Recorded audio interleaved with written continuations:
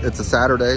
It's about 11:20. This is the video lecture for JMS 494 about public relations and ethics. I'm at the swap meet, Kobe swap meet. It's down here in the sports arena parking lot. Maybe some of y'all know about this. I'm here looking for comic books. I already bought some comic books, but I didn't really, they're kind of like junk comic books, I would say. I didn't find like the serious comic book dealers. I'm gonna make one more pass. Inshallah, I'll find some more Daredevil or Star Wars comic books.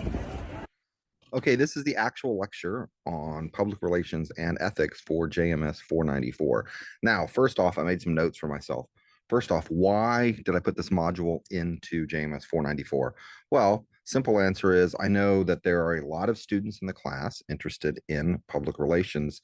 And even those who aren't interested in public relations, I think if you want to work in one of the professional media industries, you should be familiar and at least aware what public relations is. When I was younger, I used to get confused between public relations and advertising. Honestly, advertising is strategic communication where you control the placement of the image and you control the image itself. If you want to put out an ad for, say, a new product, you can control where that ad is going to appear. Is it going to be a television commercial? Is it going to be an ad before a social media video? Is it going to be a billboard on the side of the road? You pay for that. Sometimes it's called paid media, and you control that. Now, okay, just caveat, you may, when you're doing ads online, you may not be exactly sure where they are going to appear, but you can have some idea. Perhaps you pay an advertising agency. You want 1 million impressions for your ad to sell a new product. You only want women 18 to 34. That company will put your ad on websites that cater to that demographic. And when you've gotten 1 million impressions or 10 million impressions, whatever you paid for, then the ad is done. That's just a caveat. Public relations, you really do not control where the ad is. You don't control. It's not an ad. You don't control the message. You put your message out into the world, hoping that journalists will pick up some of your language or maybe pick up your message, and you can influence the public dialogue. That's what's going on. And there's a great clip from the TV show The Office. I have tried to use it in video lectures before, and it keeps getting pulled by YouTube copyright police.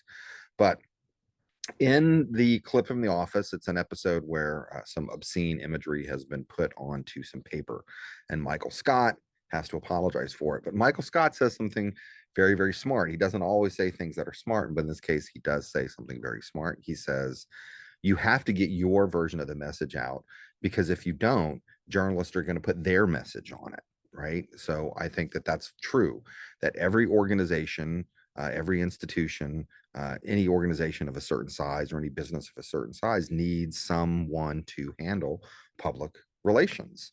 And it's not something you need just in a time of crisis. You should have effective public relations practitioners working for you at all times, at all times.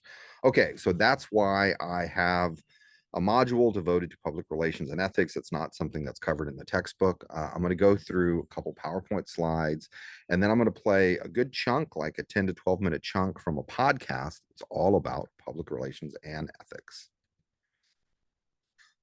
First up here is an official definition from public relations. This comes from an old textbook that I was using for a different class. Very bland, very plain, effort to promote goals, products, images, and ideas with the aim of creating favorable public opinion. Now, here is a different definition. This comes from, I got this from Dr. Bailing Shaw. She used to be a professor here at the School of JMS. And what I like about this definition comes from a textbook that she helped edit. She calls it the management function that establishes and maintains mutually beneficial relationships between an organization and the publics, plural, on whom its success or failure depends. So this is about maintaining relations both internally and externally. Okay, you have to maintain positive relations both with people who work for you, stakeholders who support you, as well as with the general public. And just to throw this in case any of you are struggling with your career path, yeah, people who work in PR earn approximately twice as much as journalists earn. Okay, and here we go. Yeah, PR professionals look, it looks like a lot of them are in the 70 to $100,000 range, and then we have the 100 to 150. That's pretty good. That's good income right there. And then by comparison, journalists are skewed, much lower on the scale, and this information comes from 2023. Anyway, just to let you know, if you want to work in public relations, you're probably going to make more money than if you were to work in journalism.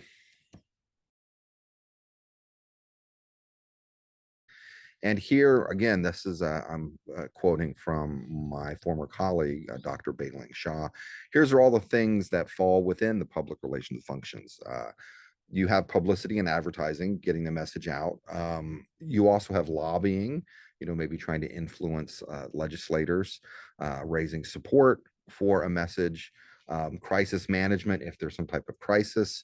If your institution or organization is facing a public backlash, public relations is important, but it's also important in times of harmony, right? It's also important when things are going well, not just in times of crisis. And there is an interesting mutually beneficial relationship between public relations and journalism. Um, Say you're working for an organization, a company, and you want to get positive messaging for some new initiative you develop that information, you develop that messaging, and you try and distribute that to journalists to pick it up. And press releases are often, that's a main tool of public relations, but these are also known as information subsidies. People who are doing journalism always need content to fill their pages, to fill their websites, fill the TV show, etc. So they often get that information from public relations professionals. And you should be aware of something called an EPK, may go by different terminology, but not, when I was working in the industry doing entertainment stuff, we use the term EPK, electronic press kit. So say in my case, when I was working for the networks, there's a new TV show. The actors would be interviewed giving the sort of the stock answer. What's the new show about? Describe your new character. And then that sort of clip of that sort of person doing the interview is given to different journalists. And if they're unethical, they can sort of edit themselves into it and make the viewers in their local community think as if that local journalist actually did that interview. That's a little unethical, a little deceptive, but EPKs do lend themselves to that type of thing. And the military is great about giving out EPKs. If there's a new fighter jet, a new anything, you can be, rest assured that the military, if you're a journalist, they're going to give you all the assets that you might need to talk about that new military equipment in a positive way, right? Because the military wants you to talk about it from their point of view. And PR professionals and journalists stay in touch with each other and work with one another.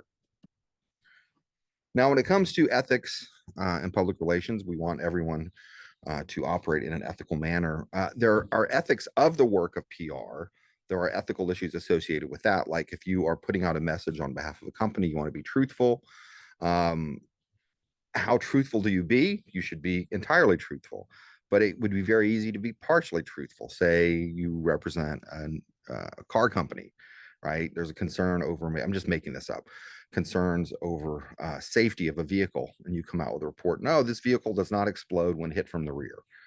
That's true. You don't acknowledge that, well, if when it's hit from the side, it might explode. So if you give a part of the message, you could think you're being ethical, but you may not actually be giving the entire truth, okay? Then there's ethics of actually doing the work itself. Like if you are working in PR and you're trying to get someone to hire you, don't badmouth your colleagues. You could say, hey, I'm a small company, I can give you hands-on attention. The big company doesn't have the resources for hands-on attention. And the big company could say, we have more resources than a small company, we can do a lot more. You could say that, but when you cross into actually bad mouthing your competitors, that is a little bit unethical. Then there's another ongoing ethical debate about work that you do. Say a client pays you to do a certain amount of research. You do all that research, present it to the client. For whatever reason, they end up not going with your idea. Now you have this body of research. Is it ethical to use that same body of research for another client for which it might be applicable? There are different schools of thought on that. You've already been paid once to do it. can you keep reusing that and then also billing and charging the second company for work that you've already done? There are different schools of thought about that. Okay, now, Public Relations Society of America, PRSA, does have some very strong positions about ethics, and they want people to remain ethical. And if you are accredited by PRSA, you are supposed to act ethically. If you are found in violation of one of the rules that PRSA has, you can lose your accreditation. Is that the right word you say that? Credentials. Let's say that, credentials. You can lose your credentials. Doesn't mean you can't work in PR. Some sleazy small company might still hire you, but it's something to be avoided. You do not want to lose your credentials from PRSA. Okay, now on the PRSA website, let me go to that. Okay, on this page here, link is in the notes. This explains a little bit more information about ethical positions endorsed by PRSA. And over here, we have all these for different categories: ethics in social media, plagiarism, native advertising and sponsored content, AI. Okay, we're going to hear a little bit more about AI in a moment. Social media as a reflection of majority opinion. Hint, hint, hint. Just because something is trending does not mean it represents a majority opinion. Okay. Now I'm going to play a good chunk of a podcast from Ethical Voices, and just going to give you a few things to kind of set this up. I know it's kind of boring just to listen to audio, so I try and put some images there, so you're not just looking at a blank screen. The woman who's the guest, Zainab Chowdhury, talks about the ethics of messaging. Okay. You, as the PR practitioner, have strategic expertise in communication. Do you go with what you think is the most strategically correct way to communicate, or do you go with what the client wants? She's talking specifically about sort of advocacy campaigns, something to do with social justice, maybe something to do with the environment, maybe something to do with climate, something of this nature. The client says, no, we want the message to go this way because we want it to be authentic. Do you listen to the client, even though that may not be the most effective way to communicate, or do you go with what's actually an effective form of communication, which may change or alter very slightly the client's message? Interesting dilemma there. She talks about artificial intelligence. She talks about, now at one point late in this excerpt, she talks about when the British ruled South Asia, and one of the way they maintained control was by pitting different groups against each other. And you should be familiar with the events of 1947. We call that the partition. When the British finally left South Asia, they divided what was previously one region into East Pakistan, West Pakistan, now Bangladesh, Pakistan, and India, where previously this had been one.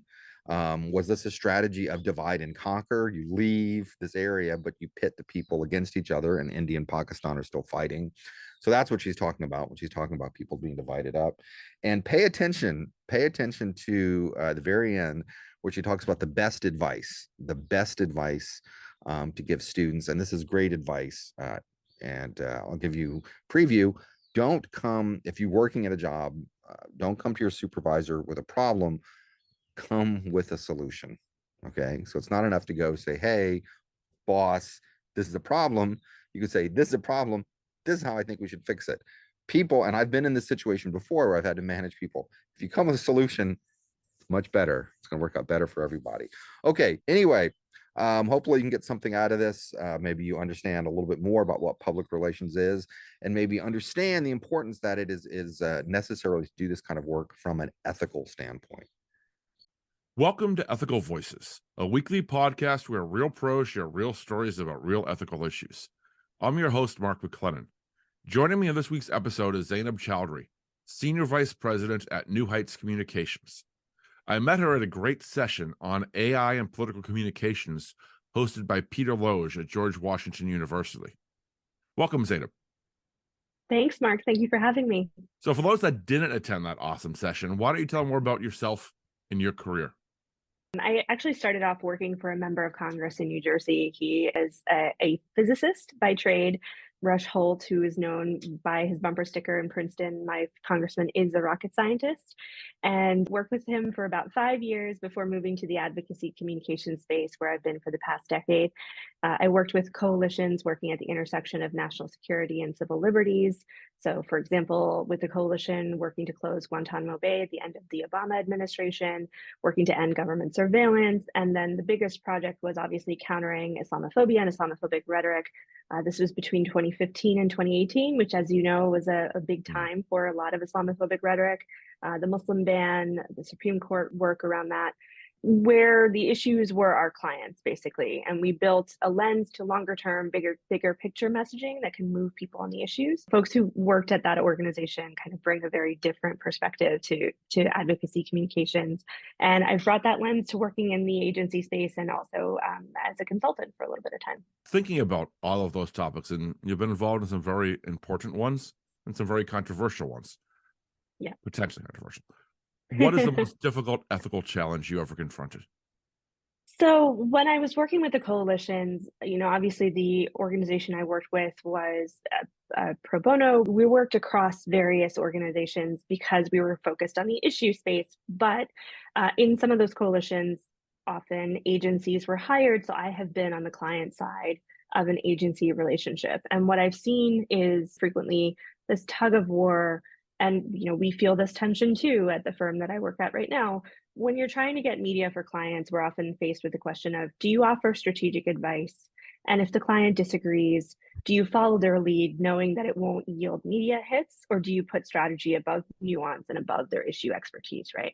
So we see this a lot, obviously, in the advocacy space, in the racial justice space, where people have lived experience. They know how they want to talk about their work, but often you have to be able to find a way to connect that to what the media wants to hear and how they want to tell the story. And so often we're faced with navigating that tension between what the client wants to say versus what would actually be successful in the media, or threading the line between how we think about the story and how it should be told versus how the media wants to tell it. And so the easiest way out is one of the two paths that a lot of agencies take, right? So one is do what the client wants to keep them happy, but get very few hits and not be able to kind of deliver on the media coverage that the client might be looking for, or do what you think is strategically sound and rack up media hits, but what you do there is achieve quantity and not quality, right? You lose the nuance of the story, you lose the authenticity of the story. Reporters can also tell the difference between very rote talking points and something that is deeper. They often want to sniff out the deeper story. And so this was largely a frustration with the coalition that was working around the Muslim ban Supreme Court case, where we had this firm we were working with, and they sort of offered strategic advice at the beginning, but the coalition was very adamant that it's a key part of communications work where everyone thinks they're an expert communicator, and so everybody talks. So of course they're all experts. Correct. Everyone talks, everyone writes, and so everyone knows what they're doing. So the coalition, had some very firm ideas about how they wanted to do things, and the agency kind of backed up and said, okay, cool, like you're paying us, we'll follow your lead. And they were getting paid quite a lot of money by some of the foundations that supported the coalition. And it was unfortunate because we didn't get as much media attention around the Muslim ban as much as we could. We didn't really capitalize on the moment. So if you remember in 2017, when the Muslim ban was first announced, people flocked in droves to airports, to support the community, to provide legal support. And that momentum was amazing. And I'm not, I'm going to say that, as a Muslim American, I don't think I've seen that kind of momentum around Islamophobia in all of my time. And we lost that momentum. By the time we reached the Supreme Court for this case, there were a lot of protests, a lot of rallies, but the community often wasn't savvy enough to reach out to a couple of reporters ahead of time and let them know, this rally is happening, this protest is happening, come out. There was a big one in DC that we were surprised didn't get coverage. And so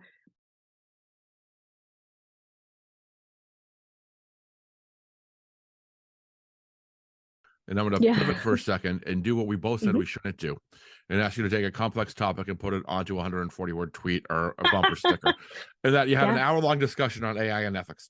So, that's another issue. I really like the perspective. If you're thinking about the current challenges of AI and ethics and communications, what are a few things that you think public relations professionals should keep in mind? that it lacks originality, that it lacks that creative thought. And my concern is that people in the agency and PR space are going to try to even further automate their work. Mhm. So already one of the key complaints we hear from clients about other firms or agencies they work with is how cookie cutter the approach is and how they feel like they've been slotted into a machine and it's just copy paste and rinse repeat. There's no strategy there, there's no creative thought, there's no flexibility or adaptability to situations, and no work done on real messaging or narrative shift. So I think the like automation and the reliance on a tool that can make the work easier but not necessarily better. I think that's the distinction with AI. We have to be able to understand that it can make work easier, it can make it is, but it is a tool. Mhm. It can't make our work better. Beyond the AI issue, are there any other key ethics challenges you're seeing facing communications professionals? I think the issues are becoming very siloed. I think there's a danger in the advocacy space. So I'm thinking about the progressive social justice Hmm. advocacy space. These very complicated issues, telling the story in a very kind of repetitive way or in a very unoriginal way or in a way that's not nuanced or deeper won't increase people's understanding of the Yeah. issue itself.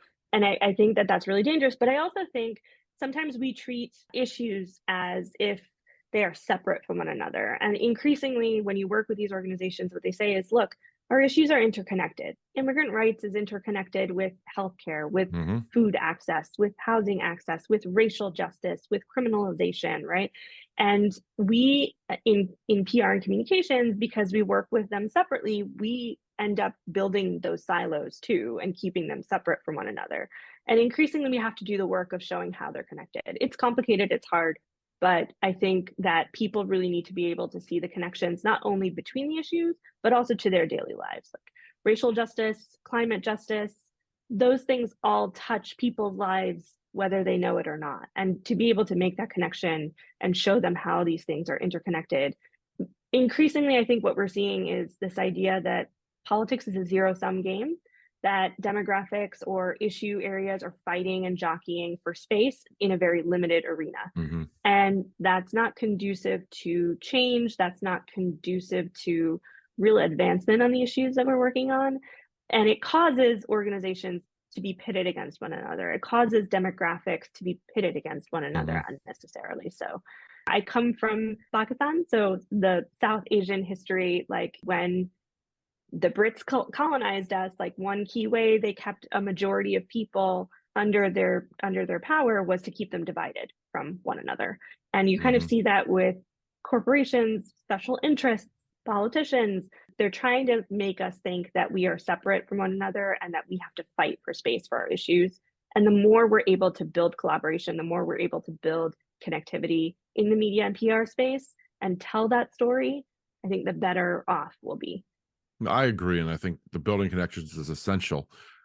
What's your advice for helping people do it as we are seemingly getting more fragmented, particularly when it comes to politics? Thinking about how they're connecting with people, thinking about how they're connecting their issue to other people in a way that they understand it. Doing that work, it's one of the ways that you can I do a lot of sort of research into what is effective communications. And so there's like this concept of pre-bunking to fight and Hmm. combat disinformation and misinformation, which is another thing I'm worried about with ChatGPT and AI. But there's also social psychology. How do you reach your audience? How do you reach people outside of your issue to help them connect to your issue, to help bring them along on your issue, to help teach them on your issue? So, one example I'll give is when we're working in the Islamophobia space, we worked with a cognitive linguist, Anat Shenker-Osario, who I'm a big fan of. I know a lot of people love her work.